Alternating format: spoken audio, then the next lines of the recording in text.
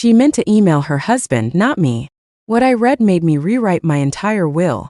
My name is Christiana, I am 69 years old, and 3 months ago, my daughter-in-law hit reply all on an email that was never supposed to reach my eyes. And by the time I finished reading it, my hands were shaking so badly I dropped my phone on the kitchen floor. The email had one line in it that I will remember until the day I die. Don't worry, the old woman won't last long enough to notice anyway. That old woman was me. And she wasn't talking about my health. She was talking about how long it would take before they could get their hands on my house. Before I tell you what happened next, and trust me, what happened next is the reason I'm sitting here in front of a camera at 69 years old for the very first time in my life. If you're the kind of person who believes family should never be allowed to treat you like an inconvenience, hit that like button right now and subscribe if you want to hear the rest of these stories because I have more than one. And I would love to know in the comments below what town or city you're watching this from tonight. I read every single one. It helps an old woman feel a little less alone. Now, let me start from the beginning. I raised one son. Just the one. His name is Daniel, and for 38 years he was the center of my entire world. His father, my husband, passed away 11 years ago from a heart attack that took him in his sleep, quiet as anything, and after that it was just me and Daniel's visits on Sundays, and the quiet hum of a house that used to be loud. I never remarried. I never wanted to. I had my garden, my church group, my 2 hens in the backyard that I named after actresses from movies I loved as a girl, and I had my son. When Daniel married Wendy, I was cautiously happy. I say cautiously because from the very first dinner I noticed things. Small things. The way she looked around my house, not at me but at my house like she was doing an inventory. The way she asked, at my husband's own memorial luncheon, whether the house was paid off. I told myself I was being an overly protective mother. I told myself grief makes you suspicious of everyone. I gave her the benefit of the doubt for 14 years. 14 years is a long time to give someone the benefit of the doubt. They have 2 children, my grandchildren, Toby who is 16 now and Emma who just turned 12. And I love those 2 like they hung the moon. I babysat them through their toddler years so Wendy could keep her job. I paid for Toby's braces when Daniel's paycheck came up short one year. I never once brought it up again, never dangled it over anyone's head, because that's not who I am. I gave because I loved.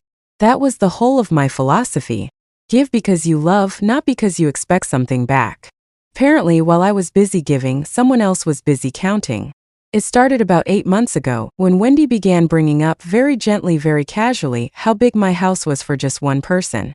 Christiana, don't you rattle around in there? Wouldn't it be nice to have some company? I thought she was being thoughtful. I actually thought for a while that my daughter-in-law was starting to care about me. I even told my friend Loretta at church that maybe I'd misjudged the girl all these years. Then came the brochures.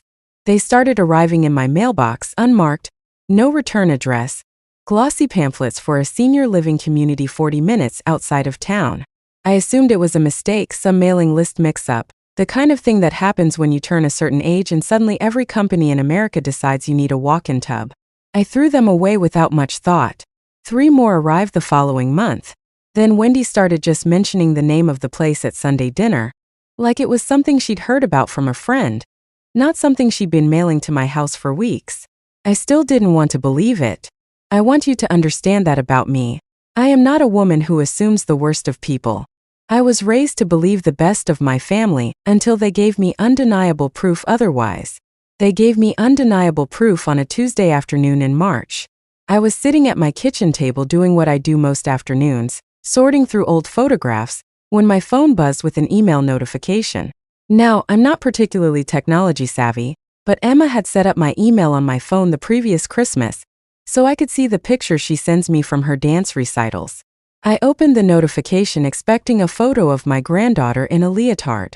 Instead, I found an email from Wendy's address, sent to a name I recognized as her cousin, a lawyer who lives 2 states over. Except she had made a mistake. In her contact list, apparently my name and her cousin's name sit right next to each other alphabetically, and in her hurry she had sent it to me instead. I will not repeat the entire email to you word for word because frankly some of it isn't worth repeating, but I want to share the parts that changed everything for me. She wrote that Daniel was too soft to bring up the nursing facility conversation with me directly, so she was handling it herself. She wrote that once I was settled somewhere with people to watch her, as she put it, the house could be sold, and the equity split how it should have been split years ago. And then came the line I told you about at the start of this video. The line about how long I would last before I noticed. I sat at that kitchen table for close to an hour without moving. My tea went cold in the cup. My hens made their evening noise out in the yard and I didn't even hear them. I felt something in my chest that I can only describe as a door quietly closing. Not slamming. Just closing softly, the way a door closes when you finally understand something you've been refusing to understand for a very long time. Here is what hurt the most, and I want to be honest with you about this because I think a lot of you watching know this feeling. It wasn't the money. I have never cared much for money beyond having enough to live comfortably and help the people I love. What hurt was realizing that for 14 years, I had opened my home, my wallet, and my heart to a woman who was, this entire time, waiting for me to become inconvenient enough to discard. I did not call Daniel screaming. I did not fire off an angry reply. I am 69 years old, and one thing that comes with age, if you're lucky, is the wisdom to know that the loudest reaction is rarely the smartest one. Instead, I did something I had never done in my entire life. I called a lawyer. Not Wendy's cousin, obviously. A woman named Mr. Whitfield's associate, actually. A sharp young attorney named Patricia who my friend Loretta had used for her own estate planning. I told Patricia everything. I forwarded her the email. And I asked her one question. How quickly can I change my will? Faster than you'd think, it turns out, when you have your documents in order and a very motivated client. But I want to tell you about the family dinner first because that's the part of this story where everything came out into the light in front of everyone, and I will never forget the look on Wendy's face as long as I live. It was Emma's 12th birthday. Wendy had planned a whole gathering at their house, family and a handful of friends, a rented bounce house in the backyard for the younger kids, the whole production. I almost didn't go. Part of me wanted to stay home with my hens and my cold tea, and just quietly nurse my broken trust in private. But then I thought about my granddaughter, turning 12, looking around the room for her grandmother's face, and I decided I would not let Wendy's ugliness cost me one more moment with that little girl. So I went. I brought a cake I'd baked myself, the same recipe I'd made for Daniel's birthdays when he was small, and I brought something else too, a printed copy of that email. I didn't plan to make a scene. I want to be clear about that because I know some of you are picturing me storming in like something out of a soap opera, and that's not who I am. My plan was simple. I was going to speak to Daniel privately, show him the email, and let him decide what to do with the truth about his wife. But life doesn't always let you keep things private, does it? Dinner was winding down. The adults had gathered in the living room with coffee while the children played outside, and Wendy, in front of everyone, made an offhand little comment. She said, smiling, holding her coffee cup like she hadn't a care in the world. You know, Christiana, we really should start thinking about what's best for you long term. That house is just too much upkeep for someone your age. A few relatives chuckled, the way people do when they think something is a harmless little joke about aging. Daniel didn't laugh. He looked uncomfortable, the way he'd looked uncomfortable at those brochure conversations for months, like a man who suspected something was wrong but didn't want to be the one to say it out loud. That was the moment I stopped being quiet. I set my coffee cup down and I asked the room calmly, would anyone like to know what long-term actually means to Wendy? And then I read the email. Out loud. Every word of it, in that living room in front of Daniel, in front of Wendy's own sister who was visiting from out of town, in front of my nephew and his wife, in front of everyone who had gathered to celebrate a 12-year-old's birthday. I wish I could describe the silence that followed, but I don't think there are words for it. Wendy's face went through about 4 different colors. She tried to say it was taken out of context, which is what people say when there is, in fact, no context that makes it better. Daniel just sat there staring at his coffee cup like it might offer him an escape route. His father would have stood up immediately and said something. I loved my husband dearly, but I understood in that moment that our son had inherited my quietness and not his father's fire. And for the first time, I decided that was going to have to be his problem to work out, not mine to manage for him. I didn't yell. I didn't cry, not there, not in front of everyone. I simply stood up, thanked Wendy's sister for the lovely evening, kissed my granddaughter on the top of her head, told her I loved her more than birthday cake itself, which made her laugh even though she had no idea what had just happened around her, and I left. The days that followed were quiet in a different way. Daniel called me 11 times before I picked up. When I finally did, he didn't defend Wendy. He said he'd had concerns about some of the things she'd been pushing for, that he'd told her more than once he wasn't comfortable moving things along, but that he hadn't known about the email specifically. I believe some of that. I don't believe all of it. A man who lets these conversations happen at his dinner table for 8 months without putting a stop to them is a man who, at minimum, let his comfort matter more than his mother's dignity. I told him that directly. I have never been prouder of myself for a single sentence in my life. Now, here is where I get to the part some of you have been waiting for, because I know this channel, and I know you all love hearing about the moment someone finally protects themselves. I met with Patricia the following week and I rewrote my entire will. The house, the one Wendy had been so eager to see sold and split appropriately, is no longer going to either of them at all. I placed it in a trust for my 2 grandchildren directly, to be held until Toby turns 25 and Emma turns 25, managed by an independent trustee, completely outside of Wendy's reach and frankly, outside of Daniel's reach too, until then. My savings, which were never enormous but which I built carefully over 40 years of frugal living, I split between a scholarship fund I've started in my late husband's name at the community college where he used to teach evening classes, and a smaller portion to my grandchildren's education accounts.